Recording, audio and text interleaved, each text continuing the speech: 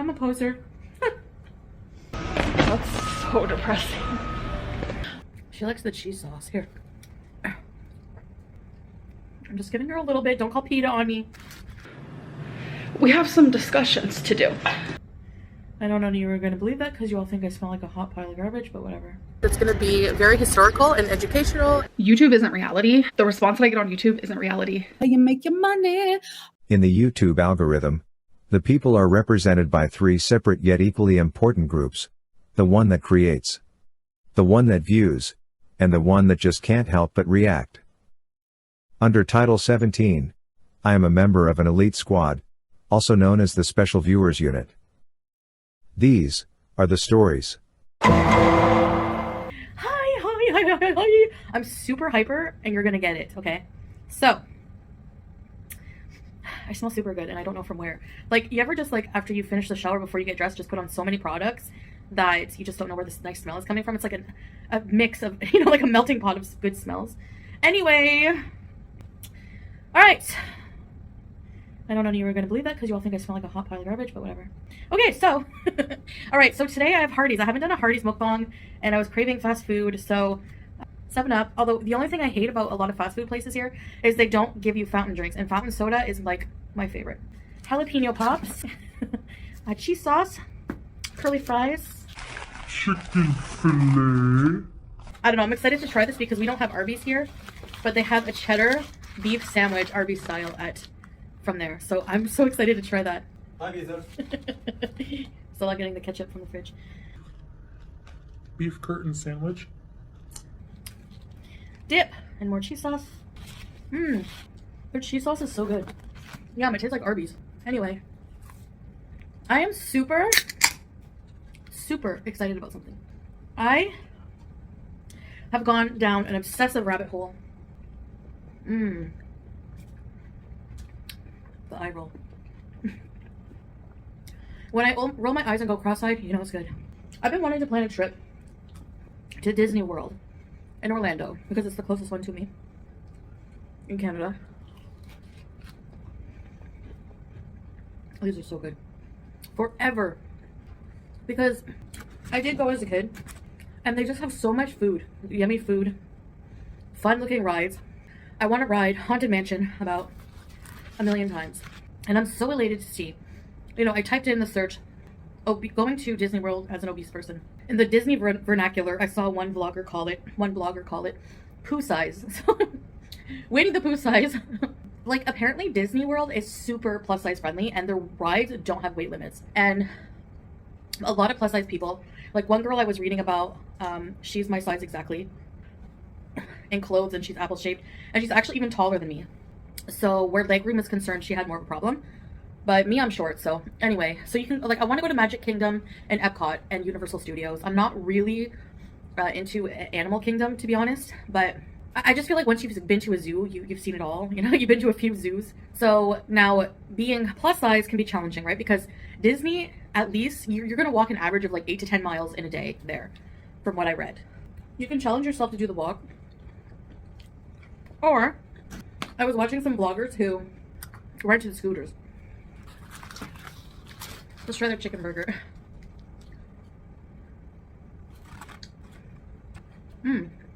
Legit. Hardee's always has good deals here, like buy one get one free. Buy one get one free meal. So you get a chicken burger or a burger with fries and a drink. 2 of the meals for like 2 KD and something, which is like less than $8 or like $8 or something like that. That's a pretty good deal. Nowadays, you can either show up at Disney early because their scooters sell out fast and rent a scooter from them directly for like $70 a day plus a $20 deposit, or there's companies very close by that you can rent one from cheaper even, and they deliver to your hotel. And I'm excited because the thing holding me back from doing anything is always my weight. Always thinking, I'm gonna wait till I lose weight to do this. I'm gonna lose weight to do this. Like, losing weight, everyone, like, there's so many obese people in the world. If it were that easy, no one would be overweight, right? So battling weight issues could take years. So you're not supposed to live your life until you're at a certain weight. No, you find ways to make your trip plus size friendly for yourself. You know what I mean? So I have a new attitude about traveling. I know people are saying, like, I even said that myself. I'm like, I have an incentive for losing weight. I'm going to use travel as an incentive. Well, I'm still going to try to work on myself, but at the same time, I'm still going to travel. I'm still going to live my life.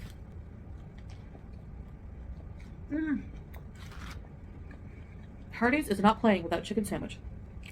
Is that a cool saying? Not playing? I'm a poser. I mean, why should we be left out of things just because we struggle with food? We have bigger appetites. We eat more. We weigh more. We have different body shapes. Nah, fam. Is that another cool saying? I like knowing that Disney's inclusive like that. So, that's a good option for in the future. Beef and cheddar fix. This is some good food. So fresh.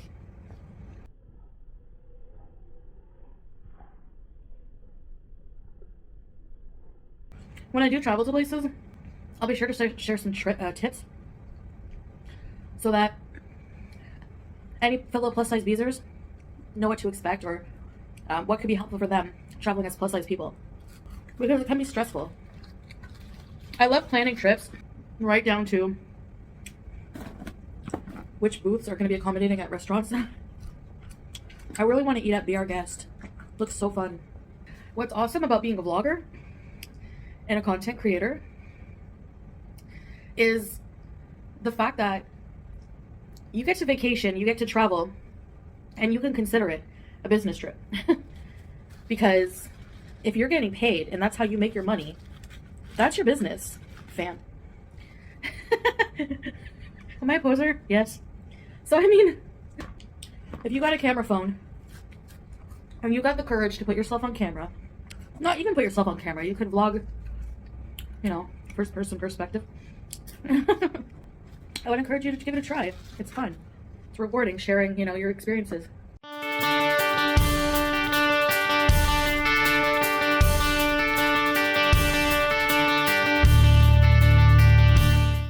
So if by the time I get to go to Disney World, and I don't think I could do the 10 miles in the park, I'm renting a scooter. And I'm going to scoot my way all around that park. I'm going to scoot my way to Haunted Mansion. I'm going to scoot my way to Be Our Guest. I'm going to scoot. I'm so hyper. What the heck is wrong with me? Anyway, I'm super hungry because I had a nap. And in my nap, I was dreaming, like a very vivid dream. Very vivid. I was running a marathon. So I woke up hungry. I went down the rabbit hole watching all these vlogs.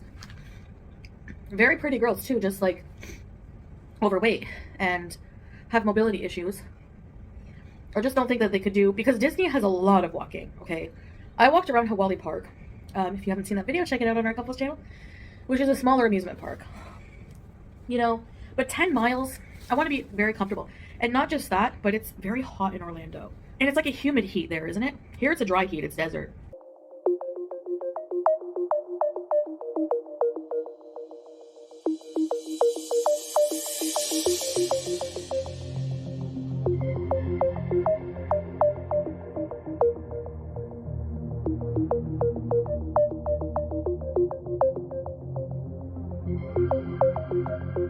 But anyway, I'm thinking like, I want to travel,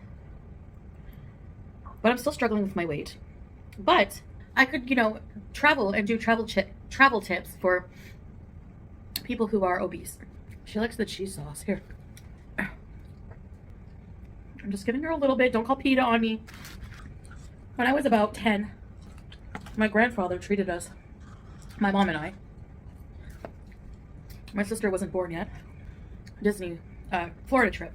I remember the hotel having little lizards. And I was like traumatized because my grandfather hated lizards. He would try to take his slipper and go, "Get out of here, bud. Get out of here, bud." But he never killed one. But he just wanted to get them out. Anyway, don't call PETA on me. And then we went to, I remember, okay, Epcot, no matter what you say, is for brainiac kids and adults. But if you were a dumb kid like me, you don't want to go to Epcot. You want to go to Universal Studios. We went to MGM. I saw Hulk Hogan on a movie set. I know I said that a million times. But I want to do Epcot again because Epcot was so boring as a kid. I mean, I didn't care. I wanted Universal Studios so bad. And I never got to go to Universal, so I want to do that. But we went to Magic Kingdom, and I wore a fanny pack. and purple shorts with a Velcro area that gave me a wedgie. I remember that wedgie. It was traumatic. I don't remember much else. I went on Space Mountain. I remember being super cool and dark. And they were building the Tower of Terror at the time, I think. That was my first plane ride. I don't remember much about the plane ride, other than like my mom being obsessed with having me chew gum and worried about my ears popping. Are your ears popping? Are your ears okay? Did your ears pop yet? Like Smee? I'm fine, Smee. Oh, I know it's a lot of food, but like I said, I ran a marathon in my dream. It made me hungry. I'm looking forward to planning that out. It would be so fun and so. I mean, if you, that's the only thing I dread about it. One are the huge crowds, but if you go on an off season, like in a slower season, I heard September is slower, or October, but I'm not sure. And then you have mobility aids and you know the rides are there's no weight limit. They accommodate larger people, so that right there, you know, that's a huge worry off of the list. So yeah, because most amusement parks are not, you know, and I've always had that problem. But I just got used to it. Like, okay, you know, I'll go to the amusement park for the atmosphere and maybe for a treat like a tornado potato and the Ferris wheel or the games or things like that. But for most of the actual rides, forget it. You know, if you're over like even 250 pounds, usually no. So, Fat Girl Reunion in hours. Anyway. I'm still ordering takeout. Yeah, I don't know what it is. I got some Panera bread. It's not like I ordered anything crazy or bad, but it's just like, I don't know, I'm just in that rhythm of like constantly ordering takeout and I need to like stop. Ugh. The last week it's been all like really bad takeout, so like I guess I'm glad that the last like 2 days has been like healthier takeout. I look around my living room and there's just like boxes everywhere. I love that for me. So yeah, the next like few months is just gonna be like very slow process of like packing, selling, goodwilling, just getting rid of stuff and all that. I recently got a storage because I have a lot of Christmas stuff and I have 2 Christmas trees because we wanted one in the living room and in the office. And I had nowhere to put that stuff. I also have some like Halloween stuff. We had to get a storage and I think we got it just like a few months ago, honestly, because I was just so tired of like, because we have like a hallway closet and I was tired of it just being like super jam packed with like all my Christmas stuff. It's actually attached to the apartment complex, which is pretty cool. So it's just like a little storage moment. So I'll definitely show you guys that. I know like some people have asked like, how many storages do you really have? I just have one. I think we're gonna start bringing all that stuff back into the apartment so I can go through it, because a lot of it, I don't think I'll be keeping. I literally look like I'm in jail. Hi. Bail me out, please. Bail me out. So I weighed myself yesterday, and last time you guys heard my weight, it was like a 521 or 522. I weighed it at 524.6, so I've only gained a couple pounds in the last few weeks. So I took my 524.6 and I thought of like, how much do I want to lose before I move? I want to try my hardest to lose 55 pounds. No, it's 56, excuse me. So I want to lose 56 pounds before I move. I just want the drive to be easier. So I wanted to like create a visual representation. So I have these popsicle sticks. So each one, I put a number. So there's 56 in here.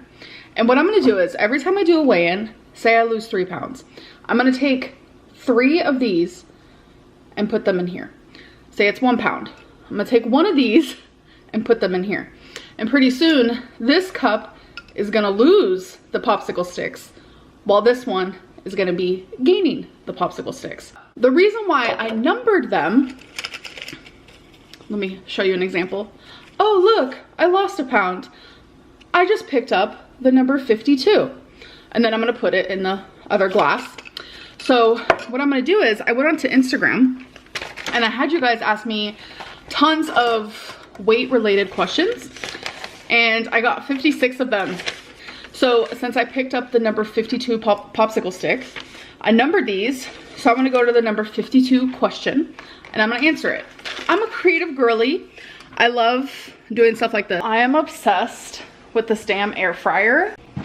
The reason why I got so many pre-packaged foods, I'm grieving a little bit. And I know a lot of people are like, well, it don't seem like it because you're still vlogging. Like, what? Like, people thought I was gonna take time off and stuff. And it's like, sure. I'm also gonna make some for Feline because I wanted to try them. And I'm gonna have more than 4, not gonna lie. 4 is 260, okay. I'll probably have like 6. So I'm lucky that like I can take time off if I wanted to, but it's like, I don't want to. Filming is a good distraction for me, honestly. It's like, I don't want to do anything really. So the fact that I am filming like says a lot. And it's like, one thing, or a very big thing that I completely stopped doing is cooking for myself. I have to be realistic with myself. I know I'm not gonna sit here and make some chicken freaking breast and be all healthy. Like, it's just not happening. Like, I still am doing like my raw veggies and stuff. I'm just being realistic. To continue the discussion of like taking time off when you have a broken heart. I have taken time off for being sick, like in the past with cellulitis or something really tragic, you know, happening to my family and stuff. I usually get the same reaction of like, well, if you had a real job, you wouldn't be able to do that. You wouldn't be able to take off work. So it's like, I don't know. It just seems like there's no happy medium with people, and that like no matter what I do, it's always like the wrong thing. I've just had so many people reach out to me and say like they love how vulnerable I'm being, and there's so many of you also going through breakups, and it just like breaks my heart. It feels like nothing changed for you guys, I'm sure, but it's a completely different dynamic between me and Feline off camera. Like, think of all the ways you are with a friend, like in a friendship. Now think of all the ways you are with someone that you're absolutely and utterly in love with and in a relationship with. Those two relationships are not the same. And if you're treating your friends like how you're treating your partner, we have some discussions to do. Once I turn this camera off, my whole life has changed, and it's only gonna get more prominent when I move. And that's probably when you're gonna see me break down, like a lot. That once we're living in 2 different states, that's when it's gonna like hit me like a Mack truck, like a hurricane, like a tsunami, like a cyclone, like a damn E5 tornado.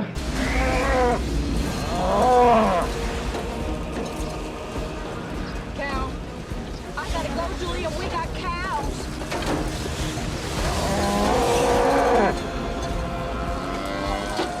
Another cow. Actually, I think that was the same one. I'm so sorry today's vlog has been kind of like a flop. I just hate this so much.